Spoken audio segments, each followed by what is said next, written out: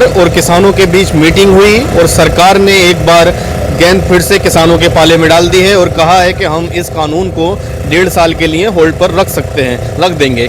अब सवाल ये है, किसानों की आज मीटिंग चल रही है संयुक्त किसान मोर्चा की, अब उसमें क्या निर्णय लिया जाएगा और 22 जनवरी को सरकार और किसानों के बीच फिर से मीटिंग होनी है, उसमें किसान अपना फैसला बताएंगे। अब इसी बीच हम चिल्ला बॉर्डर पर मौजूद हैं, हमारे साथ बात करने के लिए किसान हैं और साथ में योगेश ठाकुर हैं जो भारतीय किसान यूनियन भानु के प्रदेश अध्यक्ष हैं।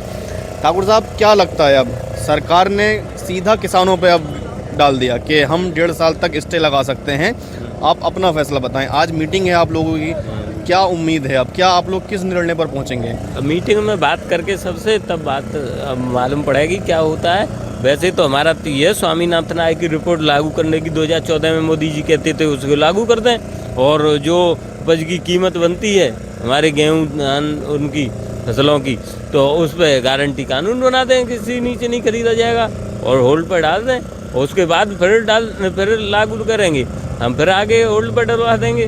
वो तो ठीक है, बनाए हैं बिल, अगर गलत हैं तो वो लागू नहीं होने देंगे हम, कितने भी कीमत पे, चाहे 2 साल के लिए। आपको नहीं लगता सरकार ने आपको फंसा दिया?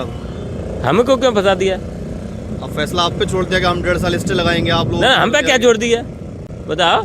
हमें तो स्वामीनाथन आयोग की रिपोर्ट लागू कर दो। ये तो जो बिल आ रही है जिससे किसानों को तो जो है तो है, ये हमारी तो स्वामीनाथन आयोग की रिपोर्ट लागू कर दें और गारंटी कानून बना दें, एमएसपी से नीचे नहीं खरीदा जाएगा, हमें तो ठीक है। आने फंसा दिया पब्लिक को, जो भंडारण सीमा खत्म कर दी है, खाद्यान्न के बिना कोई नहीं जिंदा रह पाएगा, और जो भंडारण कर लेंगे तो उद्योगपति थोड़े से पूंजीपति 2-4 लोग, तो अब जब अनाज नहीं होगा, खाद्यान्न नहीं होगा देश में, तो वो कितना महंगा देंगे वो आप सब जानते हो।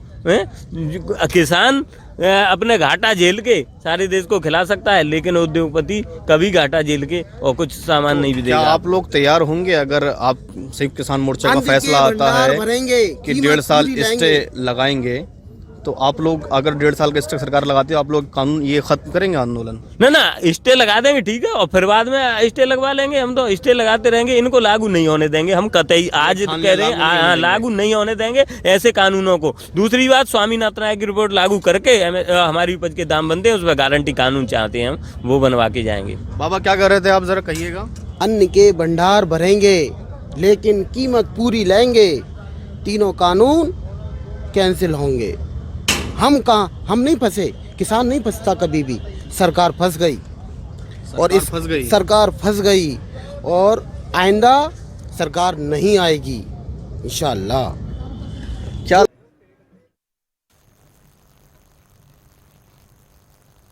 तो चलिए बढ़ते हैं आगे और अब बात करते